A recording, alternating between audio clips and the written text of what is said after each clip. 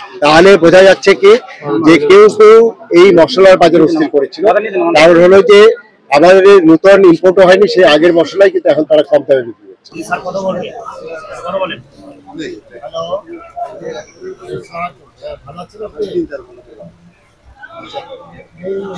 Mushroom নামে testing salt, এটা কি আপনি ডিস্ট্রিবিউটর না ডিলার?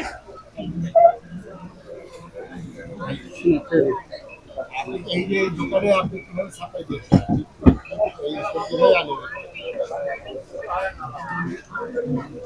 কোম্পানিতে চাকরি করেন? আচ্ছা, এই লবণ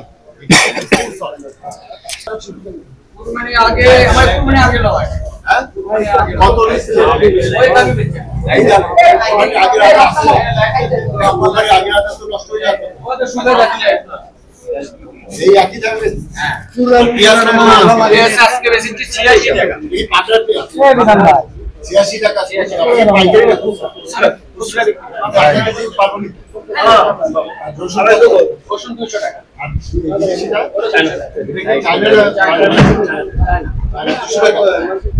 কোরবানির আগে কত ছিল? 220 টাকা। পেঁয়াজের এই 25 টাকা বাড়ছে দাম। আর ইয়ে হাজে গেছিলেন, আমরা গেছিলাম।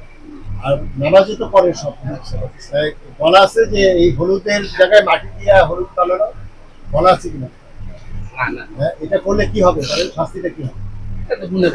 হ্যাঁ, গুনার ভাগী হলে আমি যদি এটা কিনে নিয়ে যাই এবং আমি তো এই হাসানের বাজারে মাফ করবো, তাহলে এই মাটি সহ হলুদ ভাঙতেছেন।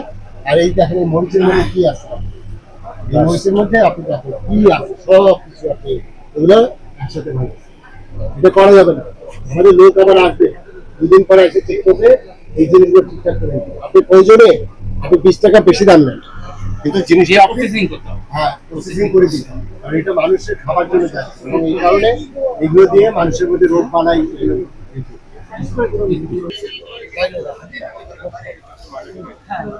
আপনি কি জানেন যে এইখানে আপনার বিভিন্ন কোম্পানির যে চানাচুর আছে প্যাকেটে, সেখানে বিএসটিআর ইয়ে লাগে? জানেন না?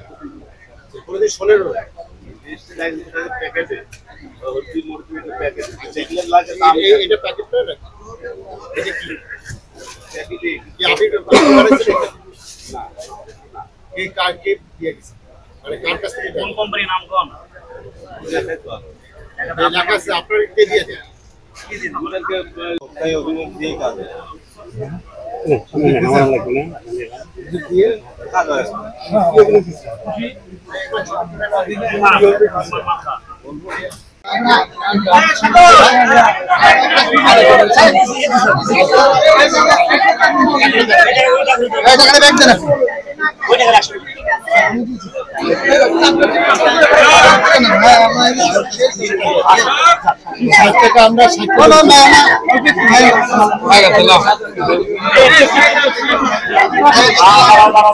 আমরা আজকে রাজাবাজার সরেজমিনে পরিদর্শনে আসলাম।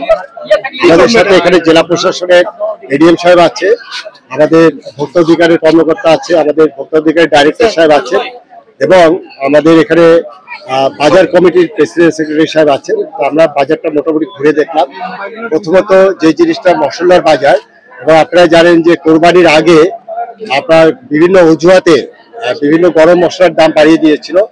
এই একই গরম মশলা এখন কিন্তু সবাই দাম কমিয়ে দিয়েছে এবং এখন কিন্তু ডলারের যে কথা তারা বলতো, অজুহাত দেখাতো, এখন কিন্তু ডলারের দাম কমে নাই। কিন্তু সেই আগে যে কোরবানির আগে যে মশলার যে খরচ, সেই একই খরচ কিন্তু আমাদের যারা ইম্পোর্টার তাদের, কিন্তু তারা এখন কিন্তু দাম কমিয়ে গেছে।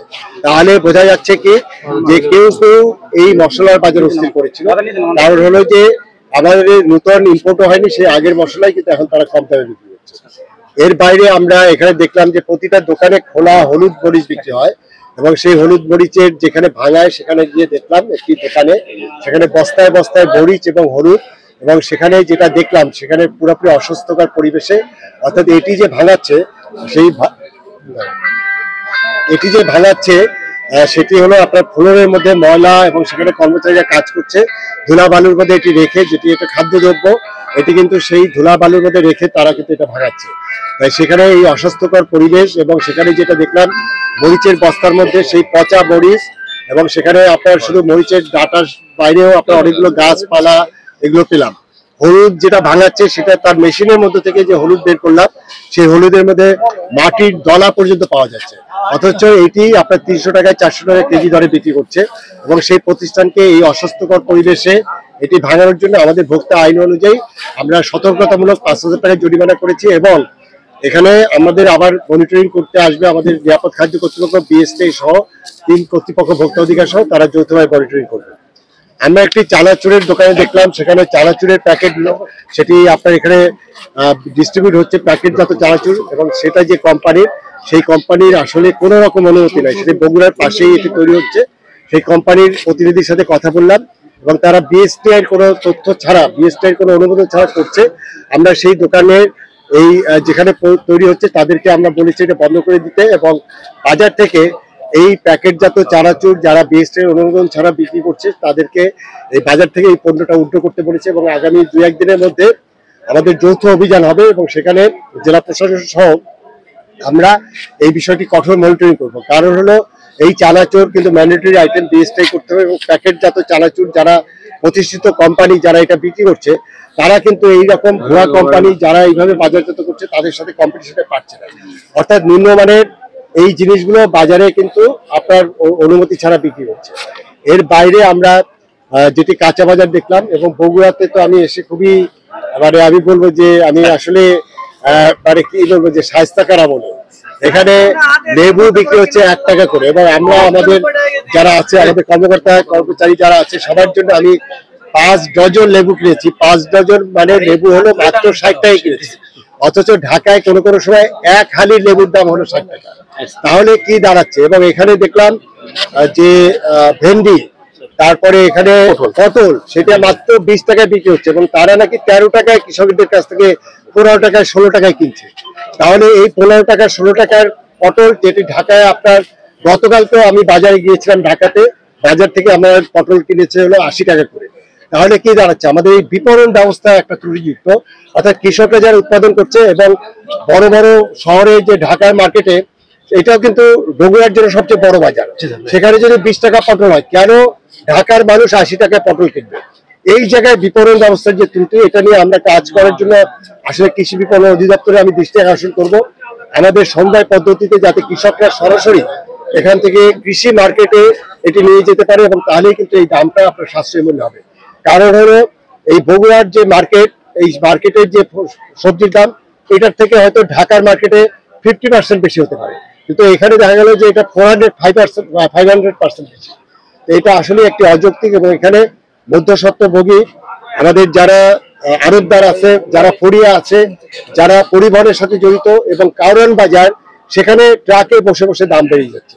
এই জন্য আমি বলবো যে এই বিষয়গুলো আরো বেশি যাতে সরাসরি এটা করা যায় সমবায় ভিত্তিতে, এই জিনিসটা আমাদের সরকারি যে প্রতিষ্ঠানগুলো আছে তাদেরকে আহ্বান করবো। প্লাস আমি ব্যবসায়ী কমিটিকে বলবো তারা যেন আসে। এখানে বাজার কমিটির সাথে আমি আজকে মনিটরিং করলাম, বাজার কমিটি উদ্যোগ নিচ্ছে ঠিকই, কিন্তু দেখা গেল যে এই বগুড়ায় আলু, সেই বগুড়ার কিন্তু আলুর জন্য একটা বিখ্যাত এলাকা, সেখানে আজকে 52 টাকা আলু বিক্রি হচ্ছে, 70 থেকে 80 টাকা আমাদেরকে বললো 52 টাকা। সেখানে যদি পাইকারি বা খুচরার মধ্যে যদি বেশি পার্থক্য হয়, সেটি বাজার কমিটি ব্যবস্থা নেবে। বাজার কমিটি যদি ব্যবস্থা না নেয় আমাদের কাছে জানাবেন, এবং আপনার সাংবাদিকরা যারা আছেন তারা তো এগুলো তুলে ধরছেন, আমাদের এখানে অভিযান চলবে।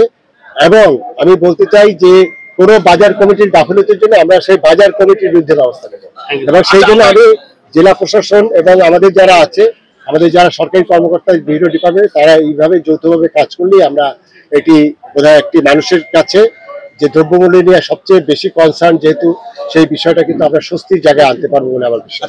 এবং আমি এখানে আমাদের যারা সাংবাদিক ভাইরা আপনাদের